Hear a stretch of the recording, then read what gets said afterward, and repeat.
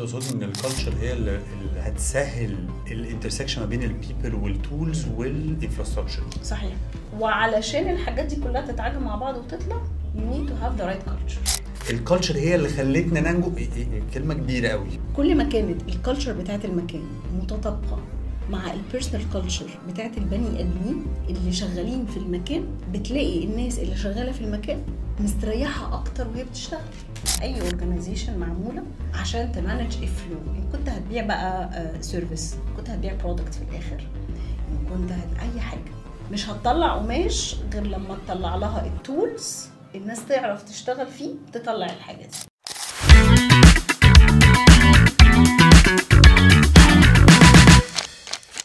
يا مساء الفل، ازيكم؟ عاملين ايه؟ في مقولة مشهورة بتقول culture eats strategy at lunch. مقولة عالمية مشهورة ان الكالتشر جوه الشركات ممكن تاكل اي استراتيجي مهما كانت استراتيجي رائعة وبلانز خطيرة وكي بي ايز تحفة وارقام وجروث ستيج عايزين نروح لها، الكالتشر تيجي تاكل كل ده على الغدا.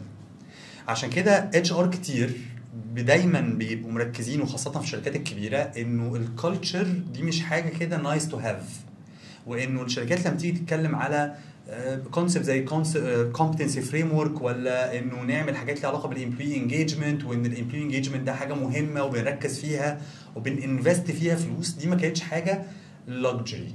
الشركات الكبيره عارفه ان الجزء ده ازاي بيرفلكت في الكالتشر، وازاي ان الكالتشر بتحسن بقى في performance، بتحسن في بيزنس performance بشكل عام، مش بس على الافراد، كمان على مستوى البيزنس. فالنهارده منوراني ومشرفاني a very very close friend of mine رضوى الشيخ، an executive coach والhead of people and culture في ليبتون، more than 20 years of experience actually، اكتر واكتر، عن شركات كتيره جدا ما بين مالتي ناشونال ولوكال كوربريتس وان جي اوز، لفت في مجالات كتير او قطاعات وشركات كتير، كلهم في الحته بتاعت الاتش ار، فهناخد من خبرتها النهارده كتير. يا رضوى منورانا.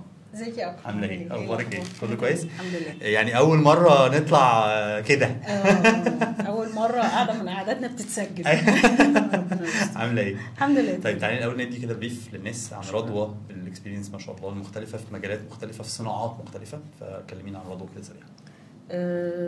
طيب بما اني متمرنه ازاي اعمل الانترودكشن ديت بسرعه جدا في الانترفيوز، فانا بعملها في دقيقه، فمارك يلا بينا يلا بينا نشوف هعملها في دقيقه ولا يلا بينا. طيب انا اسمي رضوى الشيخ، وانا بيزيكلي ان اندستريال انجينير.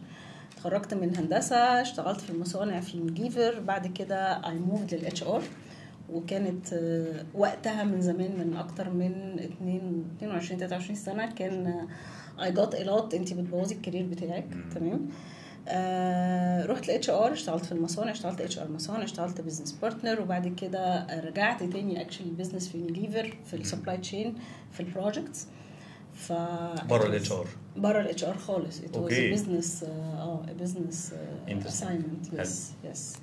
and then I left Unilever واشتغلت في، رحت لافارج، كانت لسه ما بقتش لافارج هولسون، واشتغلت هناك في HR on regional level. كنت ماسكه المان باور بلاننج for 3 regions, North Africa, Sub-Saharan و Middle East. I stayed there for like 5 years, and then I left corporate تماما، وقررت ان انا اجرب سيكتور تاني خالص، ورحت ال NGO عشان قلت اجرب ال HR في ال NGO. Meanwhile I was studying and getting my accreditation as a coach، وخلصت بعد سنتين. I stayed for like بعديها 7 years doing HR consultancy. فشفت بقى startups, multinationals, locals. شفت من الهاد بتاعت الكونسلتنسي، من الهاد بتاعت الكونسلتنسي ومن الهاد بتاعت الاكزيكتيف كوتش. and then October 21 I went back تاني للكوربريت وقت السبين اوف بتاعت ليبتون عن يونيليفر. فحضرت بقى كل الترانسفورميشن جيرني. علشان كده اخترت موضوع الكالتشر، لانه actually what made us survive the transformation هي كانت الكالتشر. نايس. to be very honest، يعني لو ما كانش في كالتشر ما كانش we wouldn't have survived بصراحه يعني. and then here I am the head of business people and organization and culture طبعا في ليبتون تيز اند انفيوجن مصر. منورانا. ربنا يخليك.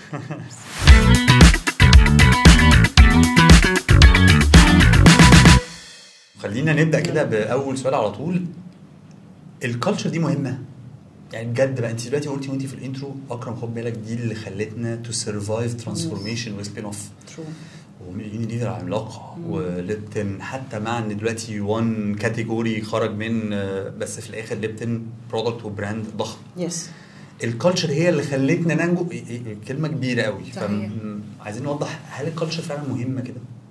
تعال نروح الاول للديفينيشن. يعني ايه كالتشر؟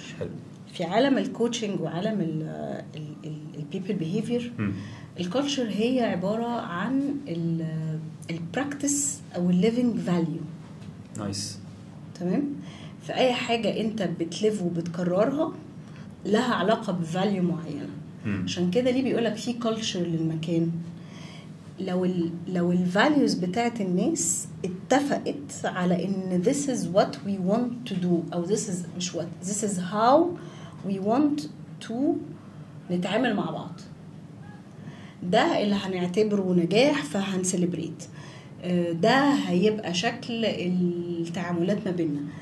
هو بغض النظر بقى عن الحاجات المكلكعه هي دي الكالتشر. تمام. حلو قوي. كل ما كانت الكالتشر بتاعت المكان متطابقه مع البيرسونال كالتشر بتاعت البني ادمين اللي شغالين في المكان بتلاقي الناس اللي شغاله في المكان مستريحه اكتر وهي بتشتغل. فده بالنسبه يعني ايه كالتشر. ليه هي مهمه؟ هي كالتشر هي كالتشر كلمه مطاطه جدا وحاجه صعب تتقاس. ولو ان طبعا دلوقتي في 700,000 طريقه انها تتقاس وتتعمل وتتجاب. بس لو انت تخيلت ان اي اورجانيزيشن في الدنيا عباره عن بيت. البيت ده له بيز. البيز دي انا هعتبرها الانفراستراكشر.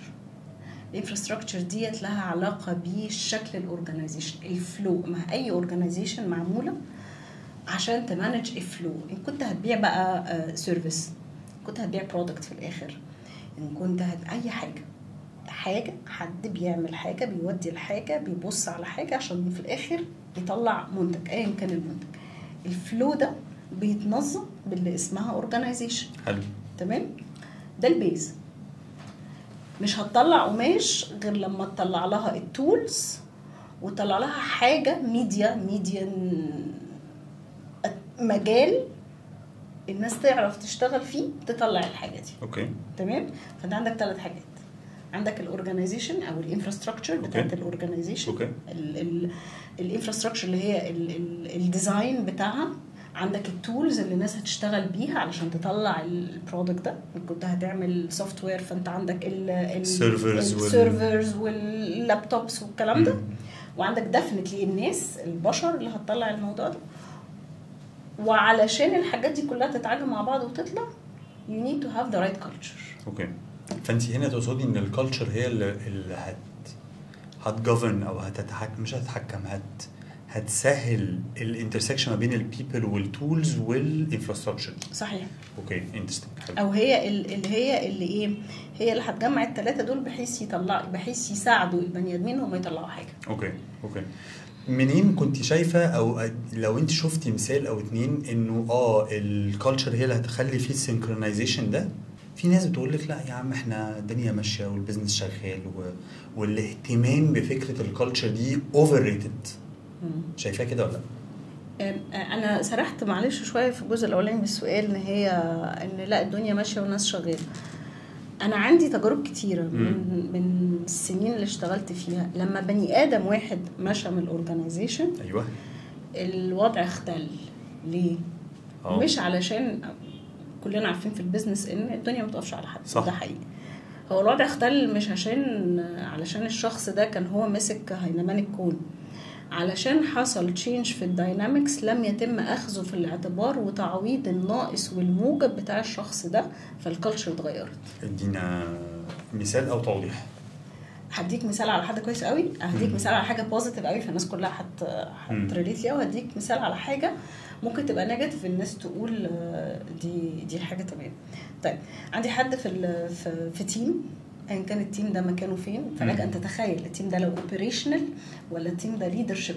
فانت اسحب بقى زي ما انت عايز. عندي حد very negative وكريتيكال ما بيعجبوش العجب وهاي مينتنس. حلو. تمام. الداينامكس بتاعت التيم من غير ما التيم بيحس بتبقى معتمده اول حاجه التيم بيبالانس نفسه، يا اما التيم كله هيروح ناحيه ان هو يابريشيت ده فالتيم هيتحول ان هو يبقى نيجاتيف وكريتيكال ولا لا، او التيم هيبقى فيه enough diversity و enough mental agility ان هو يعرف ان this is the black hat of the team بس we still need the other hats. تمام، فيبالانسوا برضو وخلاص يسكن الرول بتاعه على حسب عشان كده بنقول الداينامكس مهمه جدا جدا. الداينامكس دي بتخلق كلتشر معينه، بتخلي خلينا نقول الكلتشر اللي هي طعمها عامل ازاي، طعم التيم عامل ازاي او صوته عامل ازاي.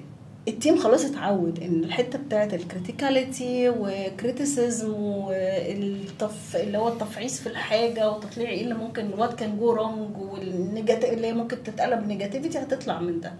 لما ده بيمشي ايوه التيم بيفتقد ده، بيفتقد البلاك هات بالظبط. فايه فلو التيم ما كانش واعي ان احنا وي هاف دايفرستي وان الكالتشر بتاعتنا مبنيه على دايفرستي اوف هاتس وان احنا وي دو ابريشيت البارت ده من البني ادم، والابريشيشن معناها يعني احنا عارفين نستخدمها في الحته المظبوطه واللي هي الاوفر يوز بتاعها مش مؤثر علينا او عندنا كود معين يخلينا ما ياثرش علينا. تمام، هيفتقد الجزء بتاع الكريتيسيزم.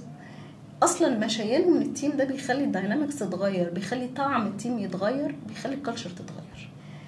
قله الوعي ان احنا ما نبقاش مستوعبين ان في تغيير حصل فاحنا محتاجين يا نقف ونقول على فكره هو التغيير مش معناه ان حاجه بقت وحشه او حاجه بقت حلوه، بس هو اتغيرت، يعني اتغيرت فانا محتاج يا اما اقفل ان يا اما اشيل حته زياده يا اما بعدم وجوده انا ام ميسنج ان النيجاتيفيتي اللي هي ممكن تبقى البلاك هات زي ما انت بتقول، فانا محتاج بلاك هات او محتاج حد يلعب دور البلاك هات. تمام، فالبالانس ده كان عامل كلتشر محتاجه تتعوض.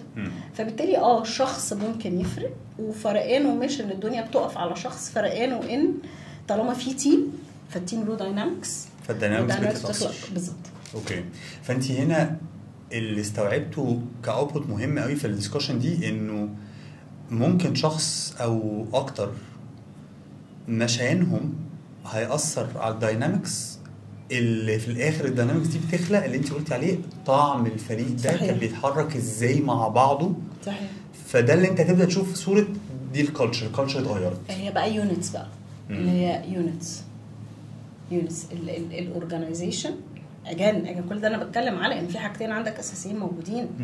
انت عندك الانفراستراكشر، فانت عندك الديزاين الصح اوف ذا اورجانيزيشن. انت وصلت كلمه ديزاين صح دي اورجانيزيشن ستراكشر يعني صح، او اورجانيزيشن ديزاين. اوكي، ومش بس ديزاين، ديفلوبمنت اكشلي، لان الاورجانيزيشن في حاله زي البني ادم كده، زي المجتمع في حاله من الحركه المستمره، عمرها ما بتستنى جامده. يعني دلوقتي في الاف ام سي جي مثلا مش هستنى جنب اكتر من سنه وشويه، دايما بيحصل تغيير، والتغيير نتيجه ان البشر بيأكوايروا نوليدج وبيتغيروا والسيستم بيتغير وفي حاجات كتيره. تمام، فانت عندك اورجانيزيشن ديفلوبمنت، عندك حاجه مرنه تعرف تستوعب ان الفلو محتاج يا اما محتاج ستيب زياده ان الفلو يمشي مظبوط، يا اما محتاج تشيل ستيب عشان الفلو يجت اسمها ايه اوبتمايزد. تمام، and then معاك التولز المظبوطه، التولز علشان تعرف تشتغل. يس انت بتعمل اناليسيز محتاج الداتا عشان تعرف تعمل لها اناليسيز. تمام، لو ما عندكش الداتا مش هتعرف تعمل اناليسيز، فالبروسيس وقعت. and then الاثنين دول موجودين. تعالى بقى نتكلم على هتبقى طعمنا ايه اللي هو الكالتشر بتاعك. طب انت قلتي لي في الاول كنت هتقولي انا هدي لك الاول مثال حلو ومثال المثال اللي هو الكريتيك اللي هو شكله اللي هو طب ما احنا خسرنا حد بلاك هات او حد نيجاتيف او تمام ده بيأثر. والمثال الحلو هو اكشلي معلش ده مثال حلو ولا وحش اللي دلوقتي؟ لا ده هيبقى ده مثال اللي هو مش وحش، ده مثال اللي هو as in if I lost حاجه negative it should be good. اوكي، فالناس ممكن تتخيل ان الراجل الكريتيكال ده كان حاجه نيجاتيف فالحمد لله ان هو مشي. بالظبط، لا هو لما مشي اثر على الداينامكس بتاع الفريق فغير الكالتشر بتاعت الفريق ده. طب وامتى الداينامكس بتبقى نيجاتيف؟ لما بيبقى فيه اوفر يوز او اندر، يعني اوفر يوز من الحاجه، والاوفر يوز على فكره بيجي لملء فراغ تاني كان موجود. تقصدي باوفر يوز انه مثلا اوفر يوز اوف الكريتيسيزم او اوفر يوز اوف فريندنس؟ بالظبط. احنا اصحاب بزياده فالموضوع ابتدى يقلب unprofessional وبرفورمانس مش احسن حاجه ومش عارفين ندي لبعض فيدباك على صح كده. صح. طيب لو قلت لي لا تبص بقى تعالى نشوف the other side ازاي الكالتشر ممكن تفرق بطريقه بوزيتيف في مكان ما في شركه ما في زمن ما. الشركه دي كانت في طور التاسيس. اوكي تمام. في طور التاسيس وكان لسه ما كانش فيه تمام. فاكره لما قلت لك الديفينيشن بتاعه الكالتشر هي عباره عن الليفنج فاليوز. صح. حلو.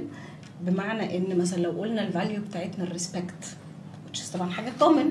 وعلى فكره انت لو رحت لكل الاورجانيزيشنز كل البيج مالتي ناشونالز هتلاقي كده الفاليوز عندهم عباره عن حاجه 3 كلمات. اكشن نوت ديبيت وي ابريشيت اجيليتي اوف مايند سيت كاستمر ات ذا هارت. الكلام ده كله تمام. الفاليوز دي دي بتحطها into examples لها علاقه بالاورجانيزيشن بس في الاخر خالص you can easily link them ل universal values زي respect growth او development. فاهم؟ هتقيسها بقى على الناس اللي جوه عندنا او على الكلاينت او على تمام. فهنرجع تاني للشركه دي سوري قبل ما نرجع للشركه دي. فالفاليوز دي علشان تتخلق في الاورجانيزيشن بيبقى في حاجه اسمها competency framework. اوكي. ايه يعني ايه competency؟ يعني الجدارة بالعربي. الجدارة بالعربي بس انا هقولها لك بروح القانون هجيبها لك بالعاميه. حلو. الكومبتنسي هي الطريقه اللي بنتعامل بيها الاتيتيود. اوكي. السلوك. السلوك اللي هيوصلنا لبيئه منتجه. حلو. كانت البيئه المنتجه ديت جوه او البيئه المنتجه ديت مع الكلاينت يعني كانت انترنال كلاينت او اكسترنال كلاينت. حلو. خلاص. حلو قوي. ليه الكومبتنسي فريم ورك ده مهم؟ الكومبتنسي فريم ورك ده مهم لان هو بيقول لك بمنتهى البساطه هو انا هبسط منك ليه او هزعل منك ليه جوه. ايه اللي انت هتعمله هتبقى كويس مقبول وايه اللي لما هتعمله هتبقى مرفوض جدا او مستهجن او هتتحاسب. حلو. او مش هتكبر. اوكي. تمام. فلو انت بتحقق بس انت اجريسيف مثلا انت كده هتخبط فيه مثلا الريسبكت.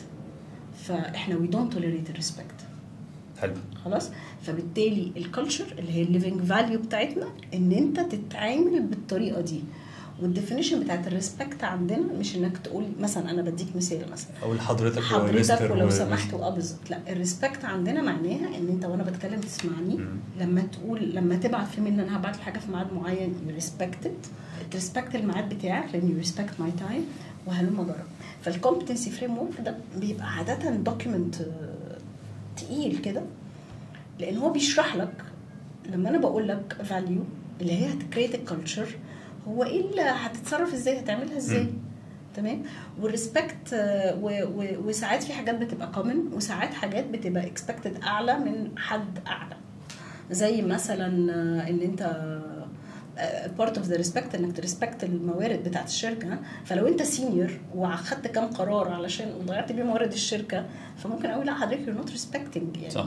فنرجع تاني مرجعنا للشركه اللي هي الاورجانيزيشن الصغنونه اللي هي تحت التاسيس. حلو. بتبتدي وكده الكومبتنسي فريم ورك ديت من الاستاديز الثقيله يعني اللي بيدفع فيها كتير وبتتعمل للشركات بتبقى زي كده ايه. هي دي بقى اللي بتعمل طعم الشركه لوحدها. يعني هتلاقي مثلا الشركات الكبيره P&G وورد وايد لهم طعم واحد وبعد كده هتلاقي P&G مصر لهم طعم P&G على حسب بقى كل كالتشر بتدخل ازاي. yes. لان الكالتشر دخلت مع بعض بس كلهم under the umbrella of same value. كلهم under the umbrella of same handbook او كتاب واحد او examples واحده من الكومبتنسي فريم ورك. فبقى عندهم طعم شبه بعض وقيس بقى على كده. حلو. نرجع تاني احنا لسه بادين فاحنا مش هنروح نعمل الكومبتنسي فريم ورك. فقررنا نعملها بلدي وقررنا نعملها ان ريل لايف اكزامبل يعني. فقررنا ان احنا نقعد نقول الانسان بيتعلم بايه. يعني عاده لما الناس بتبقى مش عارفه هي عايزه ايه بتعمل ايه، بتإليمينيت، بتقول انا وانا مش عايزه ايه. لو انا مش عارفه انا عايزه ايه فانا بقول انا مش عايزه ايه.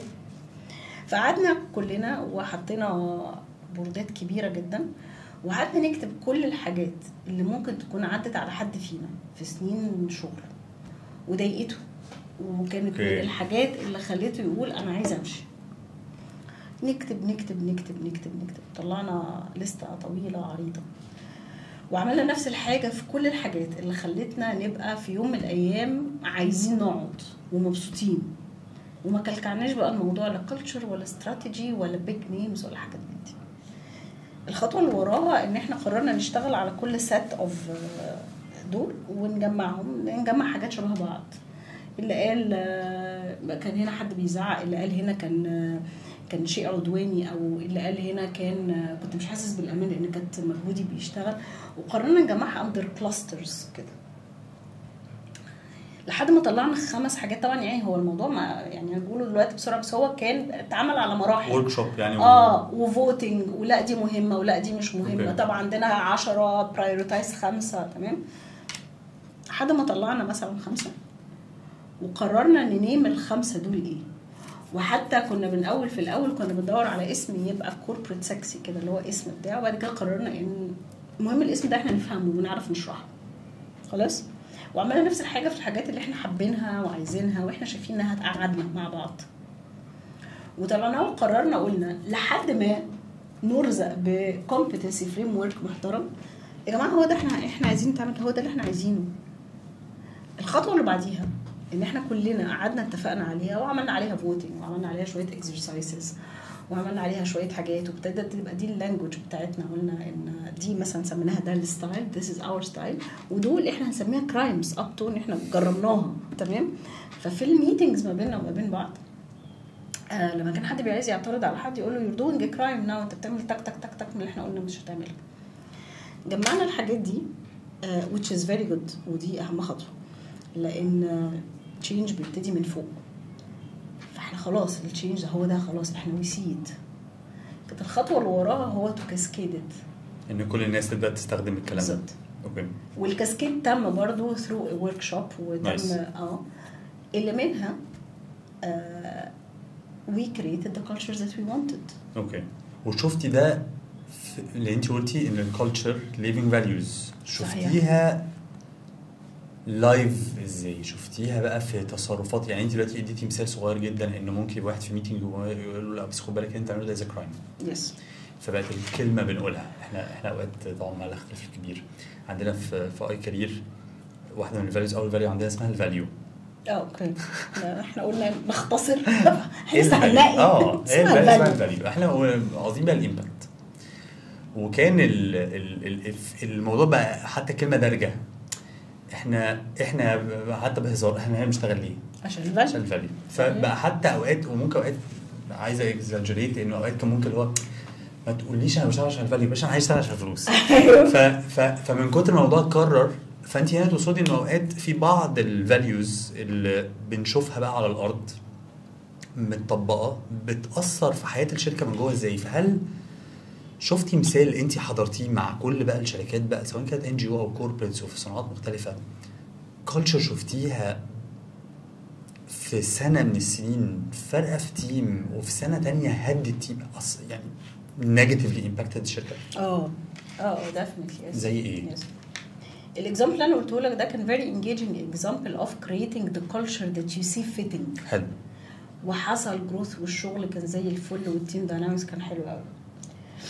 شفت في اكزامبلز تانية ان الفاليوز اللي هي المفروض تبقى living culture بتنزل دروب داون، بتنزل من فوق لتحت وتشيزل، ده اللي المفروض يحصل، بس هي بتنزل. هو بيتقال لهم هي دي بتحصل على طول وهي دي هتفضل كده. صح. لانه هو يا جماعه يعني في اورجانيزيشن هي معنى كلمه اورجانيزيشن هو في هيراركي. فالهيراركي في حد فوق، في حد ان كان حد او حدود فوق. صح. شايفين البتاع وهم بيليدوا. بس هي زي لعبه كده ايه، عارف تليفون كاسيه اللي هو التليفون المكسور، هتوصل ازاي المعلومه؟ هل هتوصل ان هي هتوصل المعلومه زي ما حصلت في دماغ البانش اوف بيبل اللي كانوا قاعدين فوق، ولا هتسيبها تلعب توصل تليفون كاسيه فهتوصل لكل حاجه لوحدها؟ اوكي تمام. فمثلا يعني ايه development، الليفنج فاليو بتاع الديفلوبمنت هو كذا حاجه. قولي لو انا قلت لك ان الفاليو بتاعت مكان ديفلوبمنت او جروث اللي هو معناها ديفلوبمنت، هتتخيل المكان ده هيبقى عامل ازاي من الفاليوز، من الكور فاليوز. هتخيل ان المكان بيوفر تريننجز كتير، في منتورز، في بير تو بير ليرنينج، في كده بيسافروا اوقات مع بعض فور ليرنينج وورك شوبس معينه، في ستراكتشرد ليرنينجز، في ستراكتشرد، في سكسيشن بلاننج بيحصل عشان احس ان انا كمان بديفلوب، في كي بي ايز محطوطه بتقاس عليها، وواحده من الكي بي ايز دي ممكن تكون حته فيها ديفلوبمنت. دي حاجات صحيح برتجل بتطلع كلهم غلط. لا كل اللي بتقوله ده حقيقي. تمام. وهتلاقي ان عندك جوه examples of people اتغير فيهم حاجات، كان من سنه كان حاجه والسنه الجايه بقت حاجه. وهتلاقي ان في ريسبكت للبيس بتاع الليرنينج بتاع الناس، صح كده؟ تمام. when the culture was broken الفاليو دي لقيتها في اسم كوارتر ريورد بتحصل على مستوى الناس. لو هي دي ايه الفاليو اوكي، اللي هو هم اصلا didn't recognize هي ايه اللي انتوا بتقولوا ده، دي كانت فاليو اصلا فبقتش حاجه ليفنج. فلما تيجي تقول له we are in a culture that respect growth هيقول لك ما اوكي ما شفتهاش. طيب مثال بقى حلو لكالتشر فرقت في اورجانيزيشن in a positive sense يعني. جميل. طيب انا حكيت لك على بطريقه سيمبل جدا وبسيطه يعني، مش كومبليكيتد بقى بالكلام الموضوع، بس ازاي لما ناس قعدت مع بعض قرروا يكريتوا الكالتشر بتاعتهم تبقى عامله ازاي. حلو. هتمنتين الكالتشر دي ازاي؟ فبما ان هو مثال حلو يعني هقول اسم الشركه. ايام يونيليفر مثلا، في معظم الشركات اللي زيها لما كنا بنعمل انترفيوهات عشان تدخل، ايوه على حسب بقى البروسيس ماشي ازاي، الاتش ار الاول ولا بتاع الاول، بس على ايامي انا من زمان كان الاتش ار الاول. فممكن ارفض حد تكنيكلي سترونج علشان هو ما عداش في الكومبتنسي بيزد انترفيو، والكومبتنسي بيزد انترفيو كان بيتعمل بيزد على الكومبتنسي فريم ورك بتاعي. فانا بقول اللي داخل ده يا جماعه هو قد ايه شيرنج معانا في الفاليوز بتاعتنا، مش بس كده، وشيرنج ازاي في الديفينيشن بتاعتها، لان احنا عندنا في الكومبتنسي فريم ورك ده هو بيقول لك انت تعيش ده ازاي عندنا جوه. فالاكزامبلز بتاعته بالميجرمنت اللي بتحصل، مش ميجرمنت، هي اسسمنت اللي بتحصل، بتقول هو قد ايه يا جماعه عارف هيدخل مش هيبقى نشاز للكالتشر بتاعتنا. اوكي تمام. حلو. وقد ايه هو هيبلند. دي ميزتها في ايه بقى؟ ان بيبقى فيه نوع من انواع هيبلند يا جماعه، مش هنكتشف ان ايه ده بيغرد وحيدا. وانا دلوقتي بكلمك عمال مخي بيقول لو انا قاعده بسمع الكلام ده هقول الله، امال فين الدايفرسيتي اند انكلوجن؟ هو معنى كده ان حد بيغرد وحيدا معناها ان هو هيبقى مرفوض؟ هو مش دي هي الفكره في الهاو، هو بيغرد وحيدا وبيوصل فكرته ازاي. هي دي الكالتشر اللي احنا عايزينها. بالعكس يعني انا مش عايزه حد بيقول نفس الافكار ديت هي التكنيكاليتيز بتاعته، هي طريقه تفكيره. انا عايزه حد بيعرف يوصل فكرته ازاي، هي دي الكالتشر، وبيحترم ازاي اختلاف الاراء مع الناس التانيين. فبالعكس diversity وانكلوجن هتبقى very much welcomed. الحاجه الوحيده اللي هتبص عليها كالتشر وانت تعرف تبلند ولا لا، وكمان لو الكالتشر اللي جوه فيها accepting ان حد يجي لي بطريقه مختلفه. صح. فالاثنين دول لما بيبقوا مع بعض بتلاقي ان الدايفرجن والانكلوجن بلومينج مزدهر. فانت هنا كنت بتقولي انه المثال حلو ان شركات كانت بتفاليو او بتابريشيت الجزء الخاص بالكالتشر والكومبتنسيز مور ذان التكنيكاليتي. صحيح. علشان انا اي كان بيلد التكنيكاليتي بعد كده، بس اي كانوت ميك شور ان هو هيبلند ولا لا بعد كده. ولان الغلطه في الكالتشر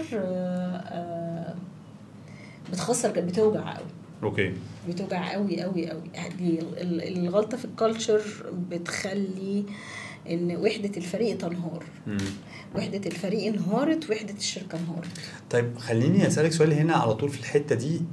توكسيك انفايرمنتس، عارفه كده بيجي في الشركه هنا دي بقت او الشركه دي بقت توكسيك قوي. أيوه. ايه يعني؟ نعم. تعريفي انا الكلام اللي هقوله جوه الميتنج ما اقدرش اقوله جوه الميتنج وهطلع بره اقوله مع 2-3 بس بره.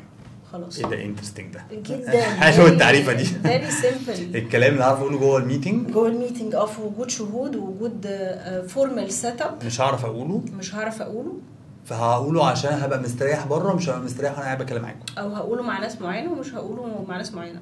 فكاني بخلق رومرز، بخلق كوريدور توكس. انا جوه وافقت على حاجه وانا من جوه مش موافقه عليها. I didn't speak my mind, which is I'm hired to speak to add value by speaking my mind. طيب هتيجي هنا الفكره بتاعت ما هو بقى يبقى كل واحد يقول هو عايزه. تاني اجل هتيجي هنا ده هاو. قول اللي انت عايزه بس ازاي. حلو. بس انا بتكلم عموما ان ده التوكسيك، معناها ان انا ما عنديش اي اسمها ايه اسمها psychological safety، ان انا اعرف اتكلم. psychological safety زي اي حاجه في الدنيا لها درجات.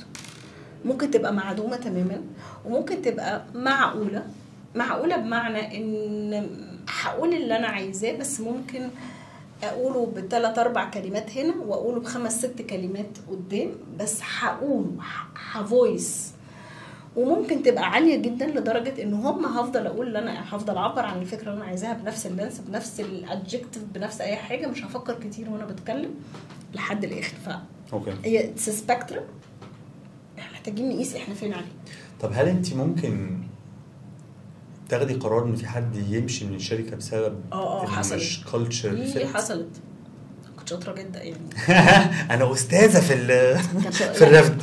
لا والله لا مش رفض فعلا. وي بيلد ذا كيس. و في معظم الشركات بيبقى في حاجه اسمها بيبل فورم، ان كان بقى اسمها بيبل فورم او اسمها من باور بلاننج او اللي هي بتطلع منها بالسكسيشن بلاننج، بتطلع منها من ديفلوبمنت بلاننج. وقرار بتاع ان هنطلب من حد معين ان هو يعني اميكلي ان هو مش هيكمل معانا، ما كانش بناء على نتائج الشغل، فما كانش بيزن اون بيرفورمانس خالص. لا كانت بناء على داينامكس مع التيم. احنا لقينا ان الكالتشر ابتدت تبقى مؤذيه. ابتدى يبقى فيه بيدخلوا يبصوا انا هتكلم هنا ولا مش هتكلم هنا وهقول ايه، وابتدى يبقى فيه تيمز سايلوز، وابتدى يبقى فيه داينامكس غريبه شويه. داينامكس انا خايفه اتكلم او انا اتكلمت وفهمت غلط، وده من واحد يس الشخص هو اللي خلق ده في التيم ده. يس اوكي. فاكوردنجلي لا احنا مش هنقدر نكمل بالطريقه دي. لا الخساره كانت فادحه اكتر. اوكي. يعني انا بكسب مثلا يعني على فرض ان الحد ده مثلا حتى تكنيكلي شاطر جدا، فانا بكسب حد تكنيكلي شاطر جدا، ولو التيم بتاعه 5 ففي 5 بقوا محسين مش بالامان فاتأثروا. وعلى حسب بقى تأثر كل واحد. ممكن حد يتأثر يتقوقع، ممكن حد يتأثر يقوم يطلع يجري يناطح فيه. فاي كريتد منافسه ملهاش اي لازمه دلوقتي او ملهاش اي مردود صحي لا عليهم ولا على الشركه. او ان حد ينسحب يقعد بقى قاعد مكانه من بعيد، لا انا مش هدخل الحرب دي. فالدمج رهيب. اوكي. طيب عايز ارجع لورا بقى خطوه، او اللي دلوقتي اي حد بيتفرج علينا ويسمعنا بيقول طيب بس تمام انا سمعت منكم شويه كلام ان الكالتشر دي عامله ازاي، الجود اند باد سايد منها، ابنيها ازاي بقى؟ انا ممكن اكون شركه صغيره لسه باديه، او شركه صغيره مش بقالنا سنين، احنا 40-50 موظف 100 موظف وعندنا تيم اتش ار، بس ما اقدرش اقول لك انا عندي كلتشر. عندي كلتشر طعم المكان اتخلق، احنا we didn't influence ده. فاحنا عايزين to influence ده. so how can I create the right culture؟ انا وجهة نظري الشخصية البحتة تماما اللي هي it might be wrong، بس ده اللي انا اشوف this is my observation. كل ما اليونت كانت صغيرة كل ما actually creating الكالتشر مش هقول اسهل، بس في ايدينا اكتر من حاجة كبيرة. انا حضرت الاثنين. يعني انا في خلال السنين اللي انا اشتغلت فيها از كونسلتنت وكوربريت كوتش حضرت مع تيمز بتبتدي وساعدتهم ان هم يعملوا الموضوع ده. وهقول لك عملنا ازاي، ودي بتبقى باينه قوي في الستارت اب. when we talk about ستارت اب، لو حد جاء ايام ما كنت بشتغل كونسلتنت قال لي انا لسه بادي ستارت اب وعايز اعمل كلتشر، هقول له لا، روح اعمل سنه، يعني سرفايف سنه 18 شهر وبعد كده تعالى نعمل كلتشر، تعالى بقى نتكلم في الكلتشر. فدي مرحله متقدمه شويه. فده ازاي نبني. انا ليه بقول لك ده سهل؟ لان اللي بيبقى مطلوب من حد داخل على كلتشر established well set وكده، مطلوب منه انه هو اللي يولف على الكلتشر دي. صح. فهي هم اتنين، هو it takes two to tango. ان الاورجنايزيشن تاكسبت اول حاجه، تعمل the right selection او the right fit. right ورونج مش معناه ان حد وحش او كويس، it's a puzzle. في الحته دي هتدخل ولا مش هتدخل، ده مكانها ولا مش مكانها. تمام. فالاورجنايزيشن لازم تبقى welcoming approving. بس دي بس انا سوري على المقاطعه، انت هنا تقصدي انه لو انا لسه داخل جديد فعلى شركه اورجنايزيشن كبيره خلاص هي عندها اصلا كلتشر، وانا هم they need to accept me and to يبقى في كده، وانا محتاجه اتكلم لغتهم طبعا.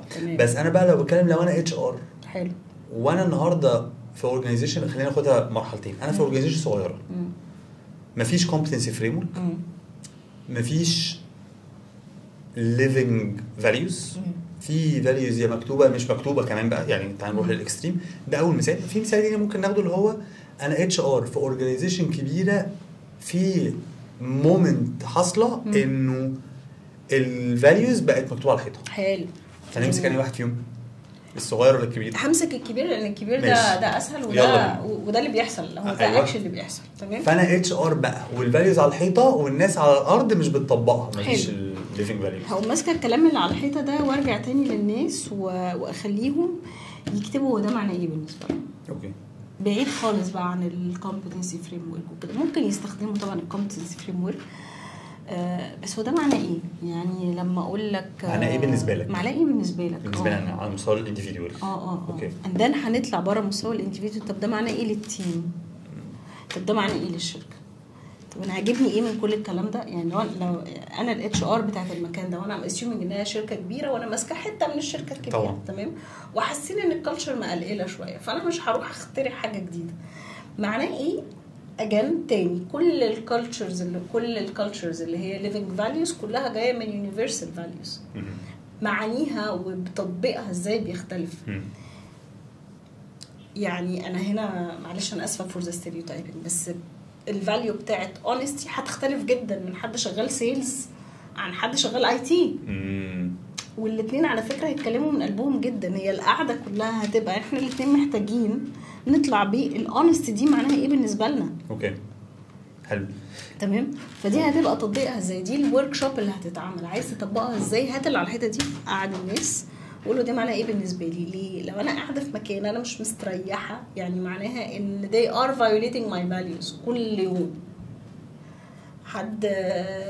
حد بالنسبه له مثلا اي حاجه value is respect، انا كل يوم حاسس ان انا مش راضيين يسمعوني، مش راضيين يسمعوني، بيقولوا اسكتي، مفيش الشانل اللي تسمح لي اتكلم، هبقى متضايقه كل يوم، هبقى متضايقه. ليه؟ لان guess what your value is violated، your personal value اللي انت الطريقه اللي انت بتبقى عايز تعيش بيها is violated. فانت هنا بتقولي انا هبدا هجمع التيم، هقول له همسك الفاليوز، كل واحد يعرفها لي من وجهه نظره، من وجهه نظرنا كتيم، من وجهه نظرنا للاورجنايزيشن شايفاها ازاي، او احنا شايفينها ازاي جوه الاورجنايزيشن، احنا شايفينها ازاي بتطبق جوه الاورجنايزيشن او عايزينها تطبق جوه الاورجنايزيشن. صح كده؟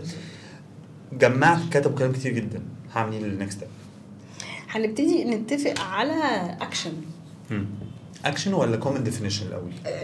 ما هي الكومن ديفينيشن هي لما هنقعد مع بعض هنقول أيوة. دي معناها ايه، لان يعني هنتفق عليها بالظبط. لان انا كنت فاهم ان كل واحد بيكتبها الاول مع نفسه وبعد كده احنا كتيم انتوا سوري عشان بس اتاكد منها كستبس، لانه انا ببقى كتير بشوف في الاتش ار الكلام بيبقى الناس عارفاه بس مش عارف ياخده في اكشنز. فانا بحاول اطلع بقى من خبرتك دي very detailed action فانا هقعد كاتش ار هجمع التيم، هخلي كل واحد لوحده يعملها انديفيديولي. انا كده فاهم صح؟ وبعد كده اجمعهم كتيم، قولوا لي انتوا مع بعض شايفينها ايه. طب انا ليه بقول individually؟ لان اجان البني ادم الامبلويي الفرد هو اليونت الصغيره بتاعه الاورجانيزيشن، ثم يليها التيم، ثم يليها الديبارتمنت، ثم يليها الاورجانيزيشن. فلو انا كفرد، انا ك the smallest unit، انا I cannot relate للكلمه اللي محطوطه على الحيط، خلاص ملهاش لازمه. فانا I need انا الاول to relate له. حلو. تمام. and then we need كلنا ان احنا بعد كده نطلع منها. لو انا بريليت لكل فاليو من دي او لكل فاليو من دي بالطريقه المعينه دي، فاحنا كتيم بنريليت ايه الكومن ما بيننا. اوكي. ايه ازاي كلنا وي كان كم اب ويز طريقه ريليتنا بده، ان كانت بقى في 3-4 بوينت، ان كانت في 3-4 امثال. تمام. طلعناها جميل جدا، هطلع بيها بنفس الليفل على الاورجانيزيشن. ايه الاكشن اللي موجوده؟ الاكشن اللي موجوده ان بعد كده هنقول والله this is how احنا شايفين ان احنا ريليت يعني هطلع بيها الاورجانيزيشن، هطلع بيها بقى ليه هنبريزنت قدام ال تي او الليدرشيب تيم. بس ده اللي عايز اسمعه. ايوه فعشان افهم هطلع بيها بقى ايه. انا انديفيديوال لوحده، بعد كده مع التيم بتاعه، بعد كده خدنا اللي هم طلعوا بيه ده، اروح للليدرشيب تيم اقول لهم بصوا التيم ده والتيم ده والتيم ده شافوا الفاليوز بالطريقه دي، فاحنا كاورجانيزيشن شايفينها ازاي الفاليوز ازاي. اوكي. الخطوه اللي وراها ان فيري اونست واي هرجع تاني للفرد وهرجع تاني أيوة.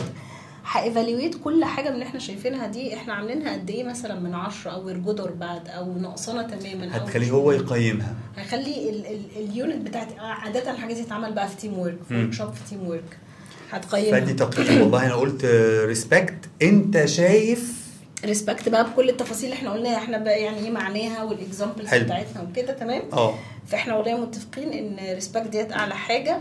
بس والله انا اسف، انا بحاول اجيب لهم بالظبط الكلمات. لو انا قلت ريسبكت فممكن ادي تحتيها اكزامبل بقول ان احنا بنسمع بعض مثلا، فاديني تقييم انت شايف انت بتتسمع قد ايه اوت اوف 5 او صح كده. او احنا بنسمع بعض، او دي قد ايه هاو فار وير امبلمنتنج ده. حلو قوي.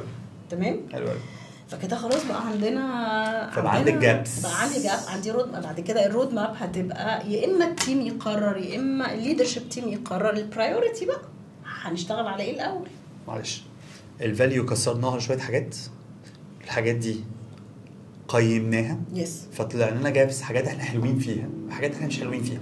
فناخد الحاجات اللي احنا مش حلوين فيها دي مستحيل نعرف نشتغل عليهم كلهم. فنرجع للليدرشيب تيم تاني، لا لو كانوا هيتقولها لنا نقرر ايه البريورتيز بتاعتنا، او نسال التيم ايه البريورتيز بتاعتنا، فنختار البريورتيز ونبدا نحولها لرود ماب اوف اكشنز الاتش ار هيبدا يفعلها عشان نظبط الحته دي في الكالتشر. عندي بس حاجه على الاتش ار، بس عايزه اقول لك انا مش هروح بس للحاجات القليله، ليه الحاجات الكويسه. هو انا بعمل ايه عشان تفضل كويسه؟ اوكي النيرتشر بقى، لان انا لو نسيتها هتقع يعني. فاهم صح. فهتشتغل على الاثنين. فاكشن الاكشن بلان اللي هتطلع هتبقى تو كونتينيو اون سترينثينج الحاجات اللي احنا شايفينها سترونج عندنا، وان احنا هنشتغل على الحاجات حلوه قوي. ده كلام عملي ممنهج ظريف. اقول لك على المفاجاه ايه بقى؟ كل ده مش هنعمله 90% الاكشن بلان اللي بتطلع بيبقى مثلا 1 أو 2 لهم علاقه بالاتش ار. لا موافق حلوه دي، بس عشان الناس الجديده بالنسبه لهم، فالموضوع في الاخر هيقلب ان الكالتشر دي مش على عاتقك لوحدك كاتش ار. لا ده على الليدرشيب تيم وعلى الامبلويز وعلى المانجرز بتوعهم. هتلاقي حاجات لها علاقه بيه. انت لازم وده ريل اكزامبل، احنا لازم نقلل عدد الميتنجز يا جماعه. يعني انا ممكن انا عايزه الينك كانت يعني ليه طلعت لها علاقه ب مش فاكره كانت بارت اوف، حاسه بس ان انا مخي مش جايبني دلوقتي غير كلمه ريسبكت، بس بارت من حاجه لها علاقه بالبالانس، او ان هو taking care of people and taking care of myself. كان لها علاقه بان انا مش لاحقه اشتغل عشان عندي ميتنجز كتير. لا كل اللي هو الاكزامبلز بتاعتها دي بالظبط انا فاكره حصلت معانا. دي مالهاش دعوه بالاتش ار. ميتنجز يعني كتير جدا، فمش لاحق اشتغل، فبضطر اشتغل بعد لما الناس تخلص الميتنجز لو بعد الساعه 5. فما تجيش تقول لي بقى ايه اي دو ريسبكت يور تايم، لا يو دونت. والميتنجز دي مش الاتش ار اللي عاملها لك. لا مش الاتش ار اللي عاملها لك. تمام. او هتلاقي مثلا ان في حاجه لها علاقه ب تولز جديده او عايزين نشتريها، او حاجه لها علاقه ب فلو اوف ورك بشكل معين، الاتش ار كان مودريت ازاي نوصل لها بس مش يس. طب هنا حلو قوي. انا الثريد عاجبني. اتفضل حضرتك. انا حطيت، قعدت مع الافراد، قعدت مع التيم، عملنا definitions and how we see the values، رحنا للليدرشيب تيم how you see the values دي في الاورجنايزيشن ونشوفوا التيم شايفاها ازاي. هنرجع نقيم الفاليوز دي، الاكشنز بتاعت الفاليوز او الليفنج فاليوز دي، انا الريسبكت بقت ايه، وكل واحد دي احنا مقيمينها. فالاكشن بلان هيطلع فيه حاجات برايا، صحيح. فهبدا اصطدم بالديبارتمنت هيدز والهايرنج مانجرز وهروح لهم، وهم طبعا بقى اصلا بالنسبه له الاتش ار ده انت ما تجيش تقرفنا، انت بتقعد بقى تقول لي حاجات واحنا مش مقتنعين بيها، هنعمل ايه بقى؟ ده الرود ماب مبنيه عليهم. حزن سعادتك. طب انا هقول لك على المفاجاه بقى. ان عاده لما الشغل ده بيحصل في الشركات الكبيره، لان احنا على فكره احنا لسه ما اتكلمناش على الاكزامبل بتاع شركه طبعا. تمام. اولا هو بيحصل في حاجه تانية مهمه، هو بيحصل ليه؟ انت ليه بتعمله؟ يعني ايه الحاجه اللي بتخليك تتست انك تعمله؟ اما بيبقى عندك سيرفي وضح ان الدنيا رايحه في داهيه، employee survey employee survey. اما ان انت عادي الكالتشر زي اي حاجه في الدنيا it needs to get evaluated assessed كل فتره في كل سنتين، او ان انت عندك transformation حاصل قدام، هتكبر البيزنس، هتغير البيزنس، هتمرج، هتاكواير، هتعمل حاجه. ففي حاجه ترانسفورميشن بيحصل where culture is essential fuel ان هو يكمل البروسيس. في جميع الاحوال اللي بيدي النوها هو الاتش ار، اللي بيفاسيليتيت هو الاتش ار. مين السبونسر؟ توب مانجمنت. فبالتالي السبونسر لو انت بتقول هيصطدم، لا هو مش هيصطدم، لان لو ده نوت سبونسرد باي التوب مانجمنت خلاص انسان. لا هنا انت قلتي حاجه بس مهمه، انا متخيل ان كان الصدام، انا متفق انه لو التوب مانجمنت مش هم اللي سبونسر مفيش حاجه تتحرك. لا سبونسر يعني على الاجنده بتاعته، سبونسر يعني هو اللي هيحط له وقت تو بي ديسكاست كل ميتنج، هو او حد تاني. فانت كده تقصدي ان هو اللي هينفلونس لو في ريزيستنس جاي من التكنيكال مانجرز والديبارتمنتس. وهو اللي هيكون التاسك فورس او السكواد تيم، ايوه، او المالتي فانكشن الاد هوك تيم ده اللي هيروح ينفذ الكلام ده. بالظبط كده، ده كلام رائع. فانت كده ما عندكش، فانت كده قتلت الريزيستنس. انت قلتيها كده في النص، ركزوا والله عشان هي انا بس ايه، انتوا محتاجين تلملموا الحاجات من وسط السطور اللي هي تقصدوا دلوقتي رضوى، عشان اتاكد ان انتوا قلتوا حته في النص حلوه قوي كده. انت بقى حطيت الرود ماب، ففي حتتين لو ما عملتهمش في مشكله. لازم يبقى في سبونسرشيب واضح من التوب مانجمنت، فلو التوب مانجمنت اصلا ما عندوش الباي ان، فانت غالبا كل الاكسرسايز اصلا ما كانش لازمه، فاصلا ما تعملوش. يعني انت من الاول ما تروحش بقى ده بقى واتش اوت. يعني ده كان سؤال ايه الواتش اوتس، فانت قلتي لي اجابتين حلوين قوي. لازم السبونسرشيب يبقى واضحه من التوب مانجمنت، ولازم يبقى في تاسك فورس، في تيم من ديفرنت فانكشن ديفرنت ديبارتمنتس هو اللي على عاتقه تنفيذ الرود ماب دي. مظبوط والله العظيم كلام زي الفل. مظبوط، لان هو الاتش ار لوحده مش هيروح ينفذه. لان انا بقول لك يعني انا من كل البروجكتس اللي دخلتها يعني لو هم 10 اكشنز مثلا 1 أو 2 هو اللي بيبقى اتش ار ريليتد، الباقي مش اتش ار. يا جماعه بلاش ريفيوينج الجوب ديسكريبشن ولا الاتش ار سبونسر اللي هو الحاجه تخلص في ميعادها. الاتش ار مش هيملى الجوب ديسكريبشن، هيقول لك ازاي على طول ريزيستنس اللي هو اكتب لي الجوب ديسكريبشن وابعتها لي. حضرتك انا مالي انا اكتبها لك، انا مش انا اتش ار. بالظبط. اوكي، انا بتاكد ان انت مراعي المعايير اللي فيها، انا بتاكد ان انت مش عاملها 5-6 صفحات، انا بتاكد ان هي ما فيهاش اوفرلاب مع جوب ديسكريبشن تانية، انا بتاكد ان هي ماتشنج اللي انا شايف ان الناس بتعمله. يعني مش انا اللي بقول الناس بتعمل ايه، انا بقول الفلو ماشي ازاي، انا بقول الاورجنايزيشن ديزاين ازاي، بقول التايم لاين بتاعها ايه، بقول الديدلاينز استنى ايه، بقول ازاي هتبقى كاسكيدد بطريقه معينه. بتشالنج المانجر ان الجوب هولدر ما يبقاش ان هو مثلا في دماغه حد معين مثلا 10 سنين اكسبيرينس، اقول بس كان بيدور 5 سنين اكسبيرينس، بس هو بيعمل ايه مع تصنيع جوب. اوكي، خليني اسالك سؤال صعب. واحد احنا اتكلمنا من شويه، واحد not culturally fit. يس. فهنديسايد انه مش هينفع يكمل. very tough meeting and decision صحيح هنخش نعمله مع الشاب او الشابه الجميله او الجميل اللي هنقول له هتوحشنا.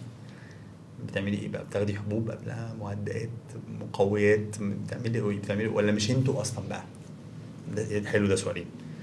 الاتش ار اللي هياخد الخطوه دي ولا مديره اللي هياخد الخطوه دي؟ وهل الاتش ار شود بي انفولد ولا لا؟ والقرار ده صعب. معلش اتش ار هيعمل ده ولا مش الاتش ار؟ طيب على حسب الكالتشر بتاعت كل اورجانيزيشن. في اورجانيزيشن دي كلمه لوحدها كافيه انها تبقى السبب في ان حد يمشي، وفي اورجانيزيشن ده بيبقى السبب بس ما بتتقالش because you're not culturally fit، لان ده في ايه يعني ايه culturally fit؟ هتضرب فيه ان انت ممكن تبقى كلاسست، وهتضرب فيه ان انت ممكن تبقى ريسست، هتضرب في حاجات كثيره جدا طبعا. لان هي بتضرب هي مطاطه جدا. فبالتالي هنرجع ايه للبيز. البيز بيقول بي فاكتشوال، نفس بالظبط من واحنا صغيرين بننصح الناس هاو تو جيف البرفورمانس فيدباك. مش والله يعني البرفورمانس بتاعك وحش، لا، في اليوم الفلاني لما قدمت البلان الفلانيه كان فيها 1 2 3 4 كان كويس، 5 6 7 8 ما كانش كويس. فاكتس. تمام، حلو قوي. في الحالات اللي زي دي عاده الخبط في الكالتشر بيأثر على البرفورمانس. اوكي، فانا هبقى كلامي اكتر على الفاكتس بتاعت بور بيرفورمانس حصلت بسبب كلتشر. اجين في ناس بتبقى بيرفورمانس عالي قوي، بس هتيجي فاكتس ازاي؟ البيرفورمانس اوف ذا تيم في معظم الاورجانيزيشن بيبقى فيه مسموح ان هم يريزوا what we can call code شكوى. again ده له علاقه بالكالتشر، ان انت allowing people to speak through channels معينه. خلاص، لما هيترفع او في حد 3 4 5 بيقولوا we're having a bad temper من الشخص ده، HR لازم يتدخل. اول حاجه مديره هيتدخل ويتحط له اكشن بلان، والاتش ار بيبعت له ان هو فلان الفلاني يتحط له الاكشن بلان، فبالتالي بيبقى عارف ان هو ده need to improve. if nothing happens then هنضطر ناخد الخطوه. الكلمه اللي انت قلتيها مهمه قوي، الناس تبقى عارفاها، انه خد بالك يا اكرم، انا عشان اقرر اني اقعد مع شخص ده ماشيين مش هيبقى بس الموضوع هو فاكتس بس، مش فاكتس هنا مربوطه ببرفورمانس، مربوطه بتيم داينامكس. صحيح.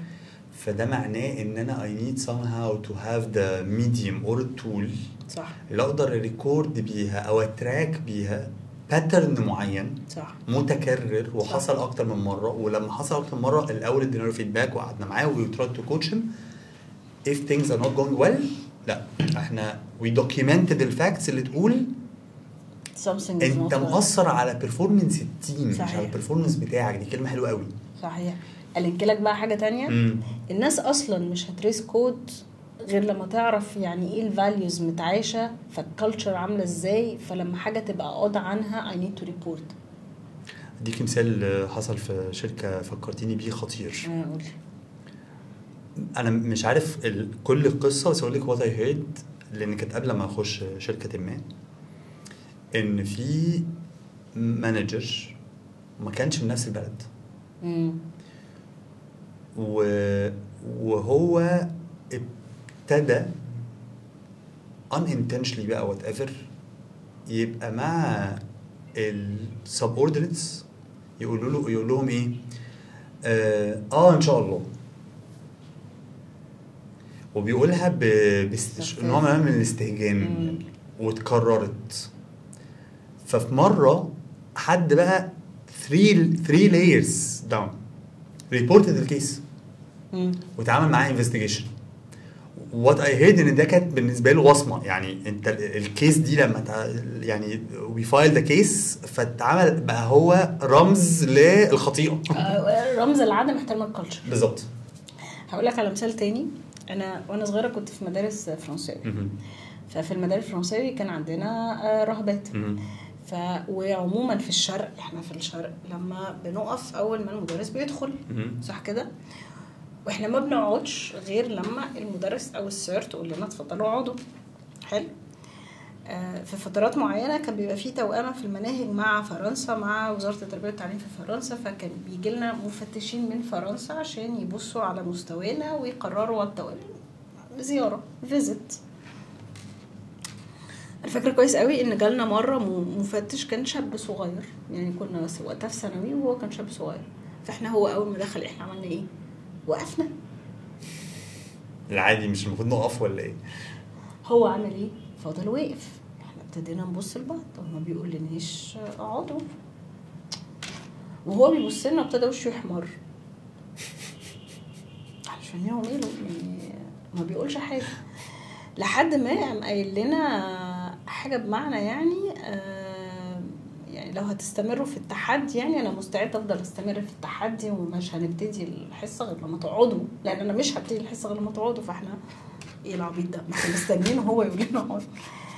ده فرق صريح ليه ازاي ممكن حاجه تبقى اكشلي يعني قله ادب وغير مقبوله في كلتشر ومتشافه ازاي في كلتشر تانية خالص. هو اعتبر ان احنا وقفنا ده رمز على اعتراضنا ان هو يشتغل.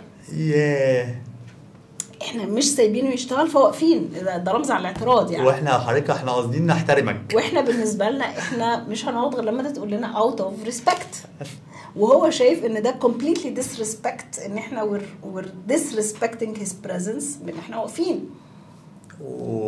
ده مثال صريح جدا على الكالتشر، ده مثال صريح على ليه لازم نقعد نتكلم يعني ايه ريسبكت وبتتشاف ازاي عندكم. لان هو احنا بنعملها اوت اوف ريسبكت وهو شايفها اتس ا ديسريسبكت. يس مع نفس الاكشن اوت اوف because of the culture. ليه؟ لان هو جاي من ثقافه ان هم بيبقى عندهم اللي اسمها ايه الجراف، اسمها الاضرابات الكتير، وما بيعملوا ايه؟ بيقفوا، ما بيشتغلوش، بيقفوا. كأنها اضراب بالظبط، كأن احنا عاملين اضراب. لا محتاج يقعد معانا شويه في مصر. فدي ده مثلا مثال صريح على ان احنا ما قعدناش نقول احنا الاثنين بننفذ نفس الفاليو اللي هي الريسبكت، صح. بس كل واحد عشان احنا ما قعدناش نتكلم هي معناها ايه فمش فاهمين.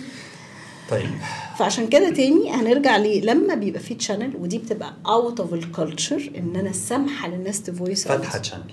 وكمان عندي ان الكالتشر بتقول هو ايه اللي مسموح هنا وبنتعامل ازاي مع بعض وده معناه ايه عندنا. هو عادي يعني نفس الحاجه، انا بقول لك يا اكرم ممكن انت جاي من كالتشر لو انت في الجيش هتعتبر ده ديسريسبكت، انت لازم تنادي لي بالرانك بتاعي.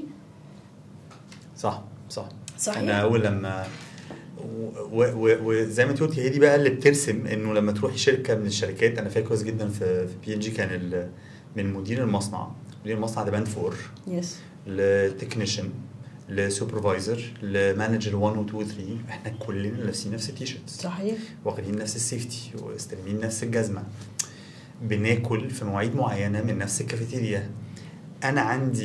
انا والام 1 وام 3 وتي 1 وتي 2 كلنا عندنا نيوتريشنست موجود جوه او نيوتريشن بلان بتتحط لنا، والكافيتيريا محتاجه توفر different meals لكل الناس زي بعض.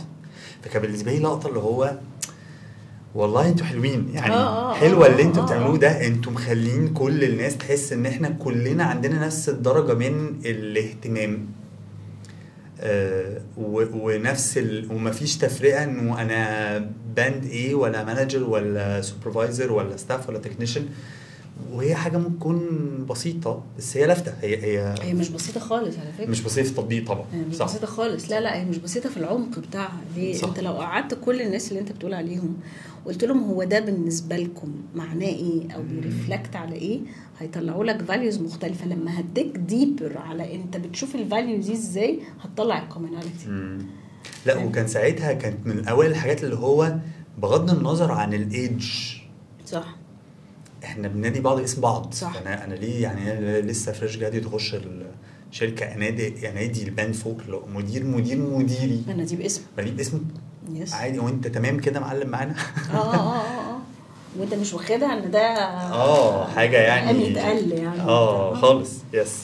طيب سيمبتومز بقى، علامات ومؤشرات مش عارف سيمبتومز يعني بالعربي يعني دلائل كده او شواهد لا bad culture تظهر في المجال. disengagement. ما انا مش لاقي اي، ما انا مش مستريح، انا مقلقل كده في مكاني، مش مستريح.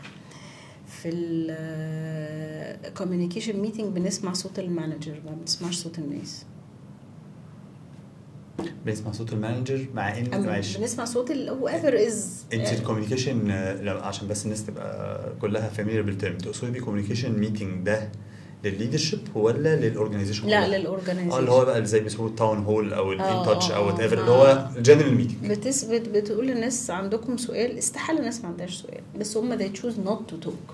واللي بيتوك المانجرز، واللي بيتوك هو نفس الفويس اللي في ايده السلطه ان كان بقى يعني الحاجه. فده عرض من الشواهد، ده عرض من الديس انجيجمنت.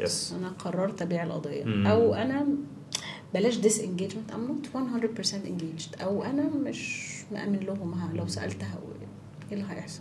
اعراض تانية اللي هو اللي الناس كلها عارفاه، الهاي تيرنوفر. بس الهاي تيرنوفر يعني بيبقى ساعات يعني له علاقه، اصل هي اتس فيري كومبلكس. الهاي تيرنوفر له علاقه ساعات بيبقى حد وصل للجروث ليفل بتاعه فايتس تايم تو موف. صح. ساعات بيبقى حد محتاج دلوقتي الفلوس طبعا كلنا محتاجينها، بس اقصد دلوقتي هي painful جدا فهيسافر بره مثلا، فاهم؟ فاقصد تيرن اوفر كان بي مسليدنج، بس هو يعني لو هنتكلم هو هيذكر دفني ضمن الاعراض، بس مش هقول لك الميجر يعني، او مش الوحيد. او ده محتاج له مور انفستيجيشن علشان تقرر هو قد ايه من دول ليه علاقه بالكالتشر. صحيح.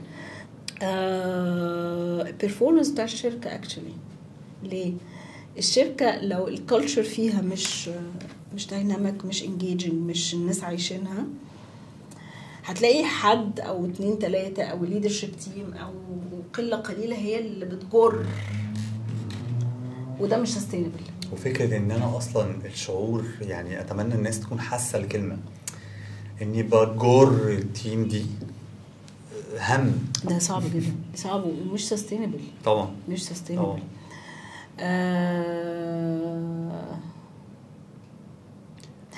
انك لو سألت 2 في الشركة من 2 different ranks عن رأيهم في الشركة هتحس ان انت كنت بتسأل عن شركتين مختلفة. نايس. فأسأل ناس مختلفة عن الكالتشر او عن الكالتشر فاسمع اجابتين غير بعض، والناس ما تبقى مختلفة رانك وايز.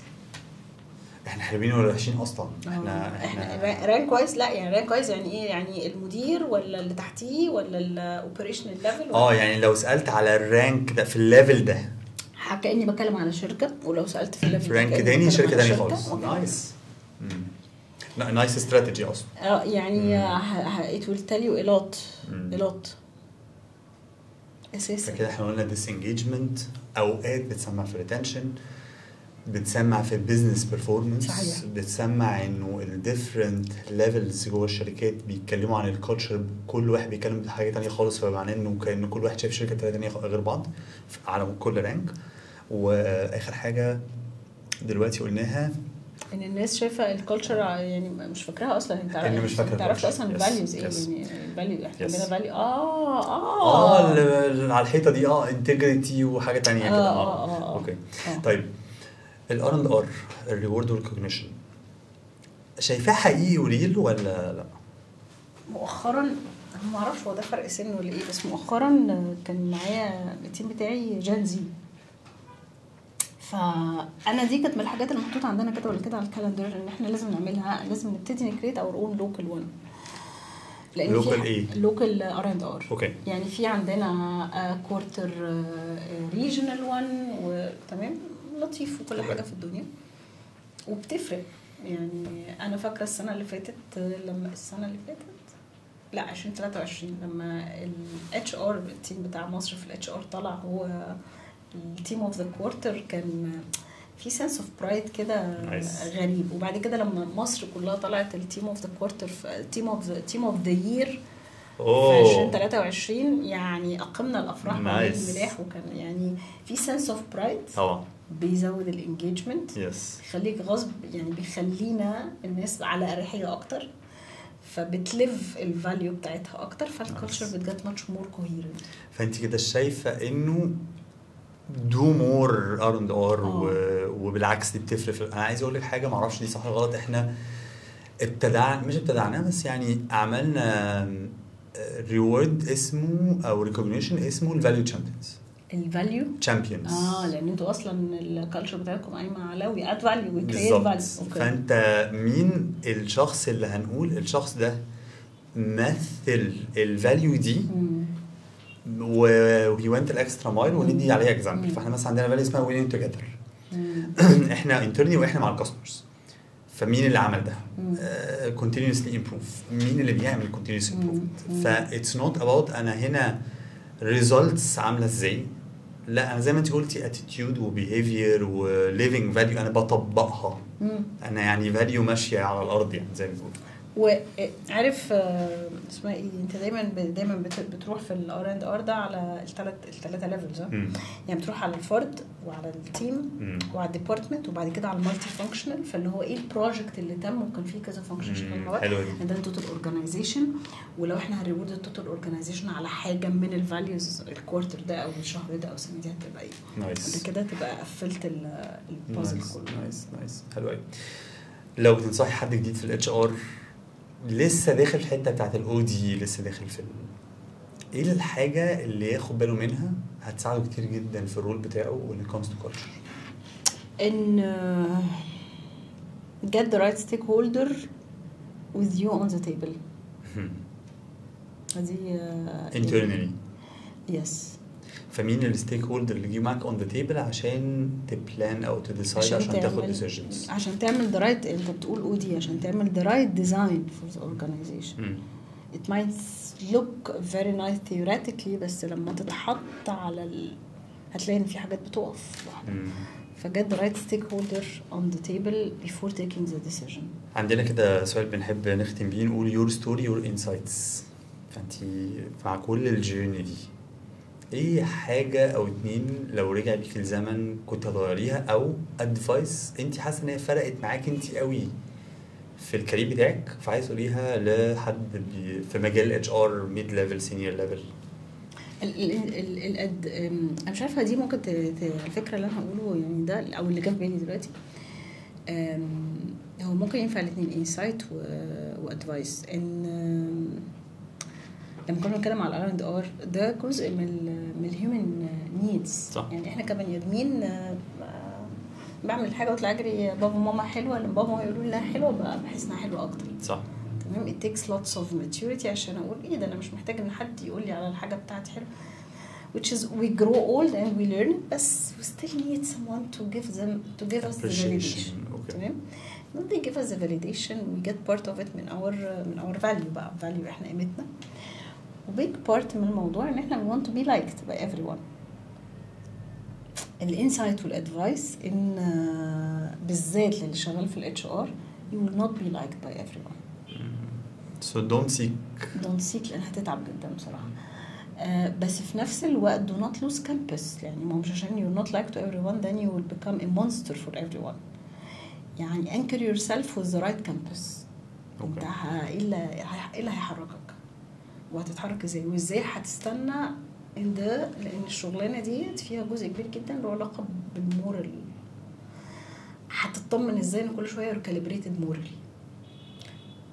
we get your own support system that will give you the validation and love you enough. وانت من جوه هتبقى build your own support system معناها كوليجز معينين فريندز حتى من بره الشغل، لان مش لازم تسيك الفولفيلمنت ده من جوه الشغل بس. او السبورت ده مش دايما هيجي لك بس من جوه الشغل. فمن الناس من جوه الشغل ممكن يكون من ناس مش من نفس الديبارتمنت اصلا. ممكن يبقوا من another departments، منتور من جوه الشركه، او في شركات بتعمل منتورشيب بروجرام انترنالي.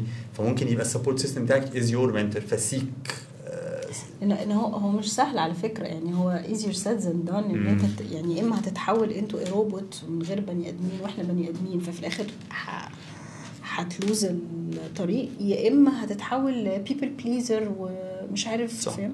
فهي مش سهله. هي الشغلانه انا متخيله ان دي صعوبتها بصراحه. رضوى نورتينا وشرفتينا والله. والله نورتينا وشرفتينا. يعني انا ورضوى اصلا فيري كلوز فريندز. احنا بقالنا هموت وهزر انا كنت لسه عايز اقول احنا يعني واخدينها جد قوي. يا رب بس ما اكونش ابقى تقيله على المشاهدين النهارده. لا والله ثانك يو سو ماتش يا رودز، ونشوفك كده دايما متألقة معانا على الهواء. ميرسي. شكرا لكم يا شباب، ونشوفكم ان شاء الله بقى في حلقات اخرى. تابعونا بقى في كل الحلقات الباور باي ريكروتيرا. بنحاول ندي بنحاول نجيب اكسبرتس في مجال اتش ار علشان نوريكم بيست براكتسز وانسايتس وترندز وكيسز حقيقيه من جوه قلب الاتش ار من ناس اكسبيرينس، عشان نشوف ايه الجديد او ايه اللي احنا محتاجين نطبقه في مجال الاتش ار. ثانك يو، ونشوفكم الحلقه الجايه.